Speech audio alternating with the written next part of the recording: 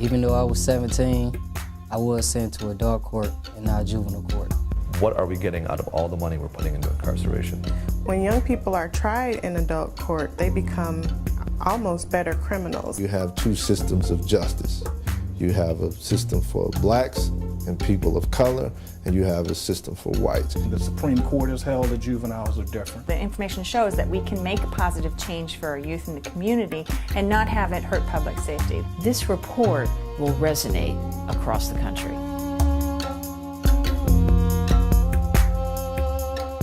In 2005, the Illinois legislature repealed part of the law which said that kids 15 and 16 years old charged with drugs within 1,000 feet of a school or public housing were going to be automatically transferred to the adult court system. After 2005, we looked at 2 years of what happened to kids that were transferred to adult court to determine what kind of impact this change in law had.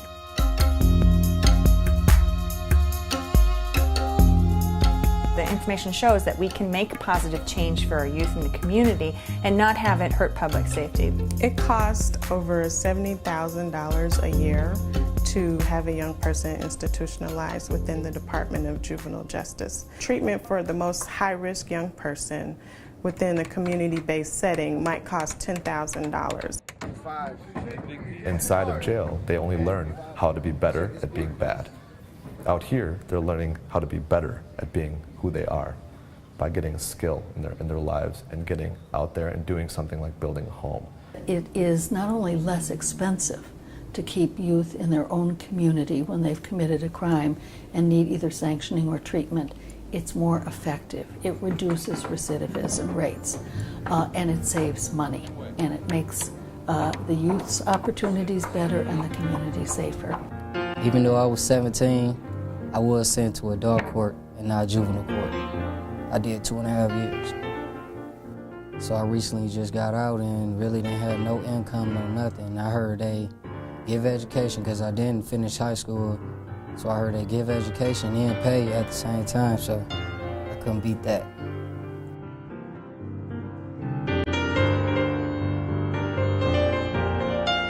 Respect and dedication.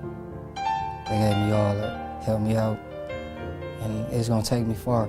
I feel it in my heart, it will. Whenever I see a member who's come out of prison, they're usually angry, they're scared, they've lost their confidence, they're lost their ability to believe in themselves. Well, when I first got in the youth build, it was hard for me to be around everybody coming straight out of jail. If it weren't for them, I'll probably still I'll be right back in prison right now. What are we getting out of all the money we're putting into incarceration? Are they coming out better people? Are they coming out with a skill? What kind of discipline are they coming out with? What kind of goals have we given them inside of jail, other than to stay out of more trouble? We let them go at the end of the incarceration, give them the bag of belongings they started with, and I believe a little bit of money for buses, and we set them free on a path to nowhere, with no skills, no nothing.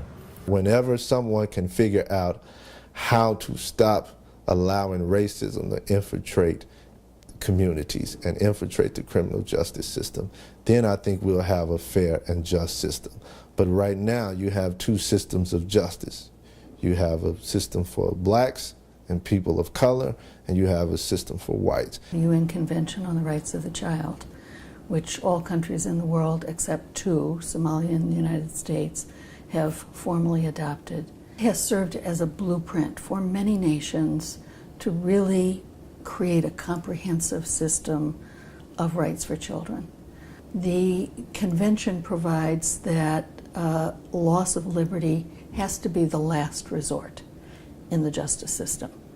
There has to be an intentional examination of each child and whether or not the child's circumstances are so serious that the child has to lose his or her liberty for a period of time. But if there are other alternatives to incarceration or secure confinement, those have to be tried first. The adult criminal justice system is primarily concerned with punishment. It's looking at retribution for victims, and it's looking at incapacitation of offenders. The juvenile justice system is not primarily concerned with either retribution or incapacitation, but rather is mostly concerned with rehabilitating juvenile offenders. It is also concerned with promoting public safety and in holding juveniles accountable. What we're saying is look at each child as an individual. Provide individual attention to what this child did and the circumstances in which this child is being raised and the community in which this child is living, and then fashion an appropriate remedy that could deal with some punishment, some rehabilitation, some counseling, so that both the child is held accountable and the community is protected. You go back to the 80s, the reason why we had automatic transfers in the first place, we reacted, quite frankly, to a lot of gang crimes where youth committed horrible crimes. It got a lot of publicity, and rather than treat them as juveniles, the public and the prosecutors demanded that they be transferred. But we did it in a ham-handed way. We had automatic transfers rather than have each individual judge make a decision. The repeal of the automatic drug transfers actually had a significant impact for kids of color in Cook County. Because of the way the law was structured, most of the kids that had ever been tried and automatically transferred to the adult court system, they were African American and Latino youth. There was no decrease in public safety in terms of there weren't a lot more kids out there trying to commit more crimes during this time period. It was fine, and it was actually a good thing to bring them back to the juvenile court. If we want to take this individual and at the end of the day we want a productive citizen, then we need to do the things that are going to build on that rather than just processing that individual.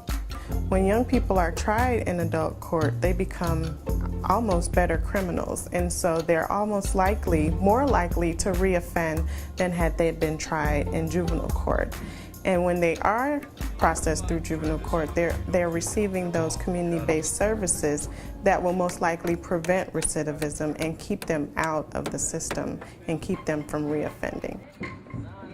The Supreme Court has held that juveniles are different. The science says that juveniles are different. And the evidence states that children are different. So we need to deal with them in an environment that recognizes that. The John D. and Catherine T. MacArthur Foundation did a survey recently and looked at an oversampling of Illinois residents, showing that 8 out of 10 would prefer to have community-based services over incarceration for youth.